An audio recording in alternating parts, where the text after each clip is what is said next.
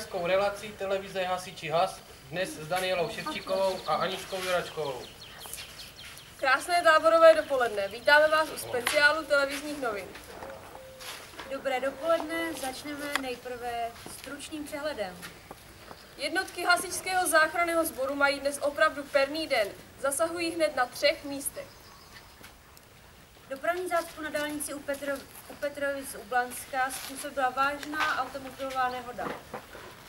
Dlouhodobé vysoké teploty a obrovské sucho napomohly vzniku požáru základní školy ve Sloupě. Tento incident způsobili místní záškodníci. Silný déšť na Moravě způsobil vážné komplikace. Zasažena byla především města Rájec, Blansko a Karolín. Na dálnici v Petrovicích u Blanska dnes dopoledne způsobil velké komplikace potulující se osel. Díky informacím od místních obyvatel jsme zjistili, že se jednalo o oslíka jménem Zlaťák.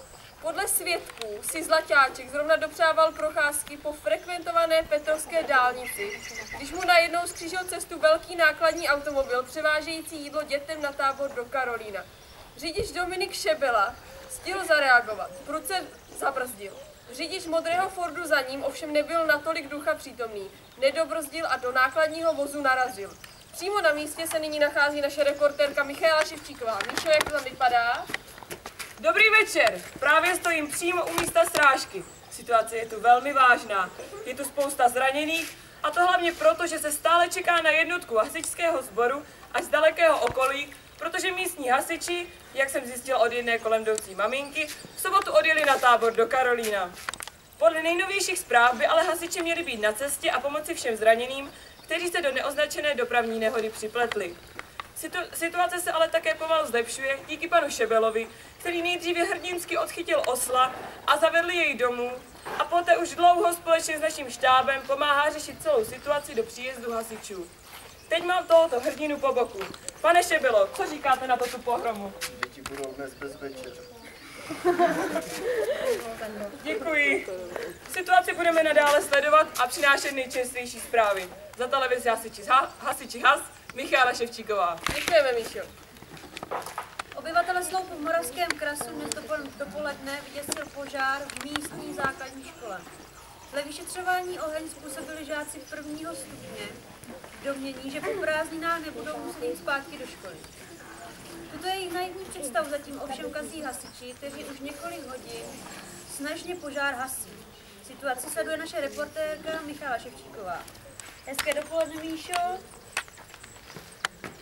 Hezké dopoledne. Právě se nacházím asi 100 metrů od zapálené základní školy. Hasičům se stále nedaří požár zkrotit. A to hlavně díky velkému vedru a suchu, které podporuje šíření požáru. Podle informací od hasičského sboru zatím požár poškodil první a část 2. patra. Tam narazil na školníka, kterému se podařilo požár utopit ve školním bazénu. Dění ve Sloupě budu sledovat i nadále. Za televizi Hasiči Has, Michaela Ševčíková. Díky, Míšo. V posledních dnech jsme svědky prudkých dešťů, které ani dnes neustávají. Naopak, už byla překročena hranice bezpečnosti. Voda z řek se rozlila a zaplavila byty, domy, sklepy, garáže, chatky, stany, boudy pro psy, kurníky i holubníky. Plavou kočky, psy, holuby, děti a další divá zvěř. Teď předám slovo naší reportérce Míši Ševčíkové, která situaci v zasažených místech monitoruje celý den. Míšo? Pěkné dopoledne. Právě stojím po kolena ve vodě na základě dětských táborů v nejvíce postiženém Karolíně.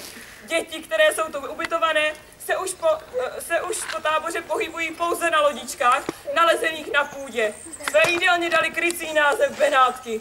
Všichni z dětí zatím krčí v nejvyšším pokoji, který si zabarikádovali svým špinavým prádlem. Vedoucí se je však snaží z těchto pokojů vyhnat v naději, že se alespoň jednou za týden vykoupou. Za televizi Hasiči Has, Michaela Ševčíková. Děkujeme. Děkujeme za pozornost. Večer na shledanou.